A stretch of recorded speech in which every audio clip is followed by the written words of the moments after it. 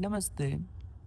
I was back in a boardroom today, and one of the senior trustee, a man who has not touched a stethoscope in a 30 years, laughed.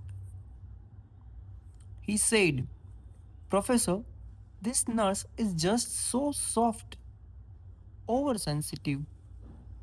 In my day, we worked 48-hour shift.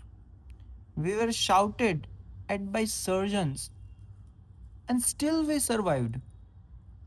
It made us tough. This is just a generation of weaklings. Ah, very weak that knows." I didn't laugh back. I said, "Sir, what you call toughness, I call a cycle of trauma. You didn't train him to be strong, you trained him to be silent until he finally had enough and left."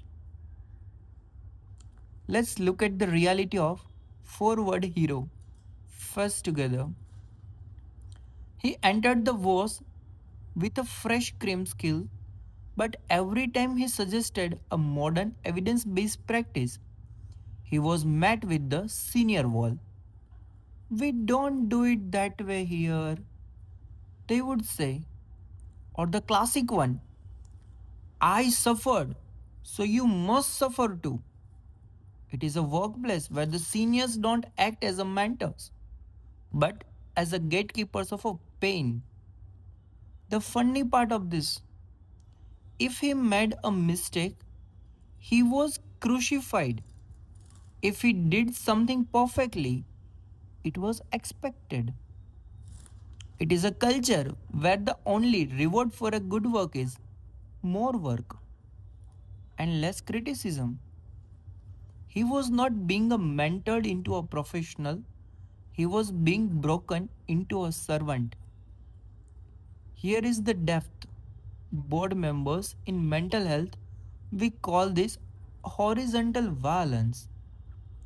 When a group is oppressed by a system, they don't fight the system, they fight each other. It is like crabs in a bucket. If one crab tries to climb out by being innovative or settling a boundaries, the other pull him back down. Our nurse realized he was in a toxic hierarchy. He saw a seniors who were proud of their burnout, wearing their exhaustion like a badge of honor. He looked at them and saw his own future, and he decided he didn't want that medal.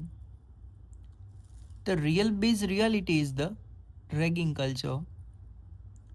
It is hilarious, tragic irony. We teach compassion and patient care in the classroom, but in the break room, we practice character assassination. I told the board, "You lost a skilled human because your seniors were more interested in protecting their egos than protecting the future. You traded a brilliant professional for the comfort of few old guard who are afraid of change." Why the four words, "I am moving on"? Because he realized that you cannot heal in an environment that is designed to make you sick. He refused to wait 20 years just so he could be the one doing the ragging. Those four words were a rejection of a history of a pain. He chose to be the one who broke the cycle, not by staying and fighting, but by living and thriving elsewhere.